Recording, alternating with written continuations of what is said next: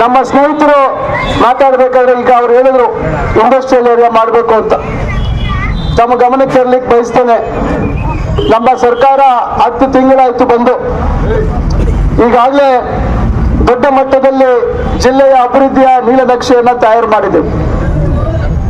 ಏನು ನಮ್ಮ ಸ್ನೇಹಿತರು ಕೇಳಿದಾಗೆ ನಮಗೆಲ್ರಿಗೂ ನಾನು ಸಿಹಿ ಸುದ್ದಿ ಕೊಡ್ಲಿಕ್ಕೆ ತಯಾರಿದ್ದೀನಿ.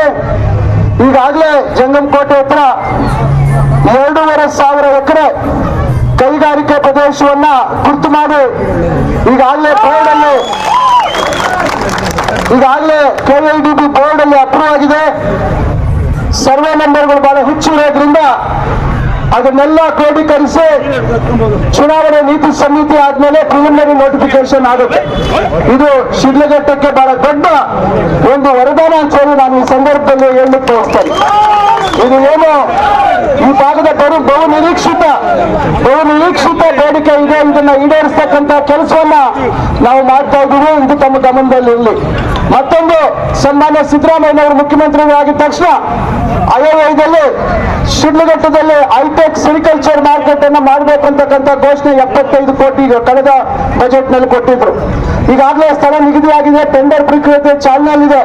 ಅದು ಕೇವಲ 75 ಕೋಟಿಯಲ್ಲಿ ಆಗಲ್ಲ, 160 ಕೋಟಿ ಬೇಕು ಅಂತ ಹೇಳಿ ಈ ವರ್ಷದ ಬಜೆಟ್ ಅಲ್ಲಿ ಕೂಡ ಅದಕ್ಕೆ ಹೆಚ್ಚುವರಿ ಅನುದಾನವನ್ನ ಕೊಡುವಂತ ಕೆಲಸ ಆಗಿದೆ. ಇವತ್ತು ಮುಂದಿನ ದಿನಗಳಲ್ಲಿ ಕೇವಲ ಚುನಾವಣೆ ಪ್ರಕ್ರಿಯೆ ಮುಗಿದ 1-2 ತಿಂಗಳೊಳಗೆ ಅದಕ್ಕೆ ಭೂಮಿ ಪೂಜೆಯನ್ನ ನಾವು ಮಾಡಲಿದ್ದೇವೆ ಶಿಡ್ಲಘಟ್ಟಕ್ಕೆ. ಇದು ದೊಡ್ಡ ಕೊಡುಗೆ ಇವತ್ತು ಕಾಂಗ್ರೆಸ್ ಪಕ್ಷದಿಂದ ಆಗಿದೆ.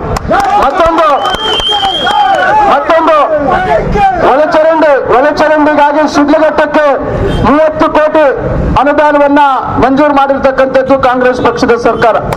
ಈ ರೀತಿ ಹಲವಾರು ಕಾರ್ಯಕ್ರಮಗಳು ಶಿಡ್ಲಘಟ್ಟದಲ್ಲಿ ಮಾಡ್ತಕ್ಕಂಥದ್ದಕ್ಕೆ ನಮ್ಮ ಸರ್ಕಾರದಿಂದ ಕೆಲಸಗಳಾಗಿದ್ದಾವೆ. ಇದು ಕಾಂಗ್ರೆಸ್ ಪಕ್ಷದ ಸರ್ಕಾರ, ಸನ್ಮಾನ್ಯ ಸಿದ್ದರಾಮಯ್ಯನವರ ನೇತೃತ್ವದ ಸರ್ಕಾರದಿಂದ ಆಗಿರ್ತಕ್ಕಂಥದ್ದು ಅಂತಕ್ಕಂಥ ಮಾತನ್ನು ಹೇಳ್ತಾ ಇದ್ದೇನೆ. ನಾನು ಈಗಾಗಲೇ ಚಿಂತಾಮಣಿಗೆ ಗ್ಯಾರಂಟಿಗಳ ಸಮಾವೇಶಕ್ಕೆ ಮುಖ್ಯಮಂತ್ರಿಗಳು ಬಂದಂತ ಸಂದರ್ಭದಲ್ಲಿ ನಾನು ಇದೇ ಜಂಗಮಕೋಟೆ 2,500 ಎಕರೆ ಕೈಗಾರಿಕೆ ಪ್ರದೇಶಕ್ಕೆ ಒಂದು ದೊಡ್ಡ ಕಾರ್ಯಕ್ರಮ ಇವತ್ತು ನಮ್ಮ ಕೈಗಾರಿಕೆ ಸಚಿವರು ಒಂದು ತರಬೇಕು ಅಂತಕ್ಕಂಥದ್ದಿದೆ. ಅದು ನಾಲೆಜ್, ಹೆಲ್ತ್ ಕೇರ್, ರಿಸರ್ಚ್ ಮತ್ತು ಇನ್ನೋವೇಷನ್ ಸಿಟಿ ಅಂತಕ್ಕಂಥದ್ದು. ಅದು ಒಂದು ದೊಡ್ಡ ಮಹತ್ವಾಕಾಂಕ್ಷೆಯ ಕಾರ್ಯಕ್ರಮ. ಅದರಲ್ಲಿ ಶಿಕ್ಷಣ ವ್ಯವಸ್ಥೆಗೆ ಬೇಕಾದಂತಹ ಕೈಗಾರಿಕೆಗಳು, ಅದಕ್ಕೆ ಏನು ಆರೋಗ್ಯ ಕ್ಷೇತ್ರಕ್ಕೆ ಸಂಬಂಧಪಟ್ಟಂತ ಕೈಗಾರಿಕೆಗಳು, ಪರಿಶೋಧನೆ ಸಂಶೋಧನೆಗೆ ಬೇಕಾದಂತಹ ಕೈಗಾರಿಕೆಗಳು ಮತ್ತು ಇನ್ನೋವೇಷನ್, ಹೊಸ ತಂತ್ರಜ್ಞಾನವನ್ನು ಹುಡುಕ್ತಕ್ಕಂಥ ಈ ರೀತಿಯಾದಂತಹ ಒಂದು ಸಿಟಿ ಅಂದ್ರೆ ಒಂದು ನಗರ, ಅದೇ ಒಂದು ಪ್ರತ್ಯೇಕವಾದಂತಹ ಒಂದು ವ್ಯವಸ್ಥೆಯನ್ನ, ಬಹಳ ಮಹತ್ವಾಕಾಂಕ್ಷೆಯ ಯೋಜನೆಯನ್ನ ನಮ್ಮ ಸರ್ಕಾರ ಕೈಗೆತ್ತಿಕೊಂಡಿದೆ. ಅದನ್ನ ನಾನು ಜಂಗಮಕೋಟೆ ಕೊಡಬೇಕು ಅಂತ ಹೇಳಿ ಆ ಸಂದರ್ಭದಲ್ಲಿ ನಾನು ವೇದಿಕೆಯಲ್ಲಿ ಸನ್ಮಾನ್ಯ ಮುಖ್ಯಮಂತ್ರಿಗಳನ್ನ ವಿನಂತಿಸಿಕೊಂಡಿದ್ದೀನಿ.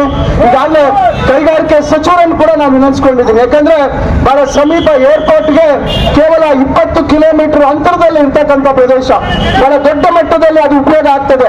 ಇದನ್ನ ಒಂದು ಕೆಲಸವನ್ನ ನಾವು ಮಾಡ್ತಾ ಇದ್ದೀವಿ. ಚಿಂತಾಮಣಿಯಲ್ಲಿ ಈಗಾಗಲೇ 2 ಕೈಗಾರಿಕೆ ಪ್ರದೇಶಗಳು 1,300 ಎಕರೆ ಹಿಂದೆ 2010ರಲ್ಲಿ ನಾನು ಗುರುತಿಸಿದ್ದೆ. 10 ವರ್ಷಗಳು ನಾನು ಇಲ್ಲದೆ ಇದ್ದ ಕಾರಣದಿಂದ ಸ್ವಲ್ಪ ದಾರಿ ತಪ್ಪತಕ್ಕಂಥ ಕೆಲಸ ಆಗಿದೆ. ಈಗ ಅದು ಸರಿ ದಾರಿಗೆ ತರುವಂತ ಒಂದು ಕೆಲಸವನ್ನ ನಾವು ಮಾಡ್ತಾ ಇದ್ದೀವಿ.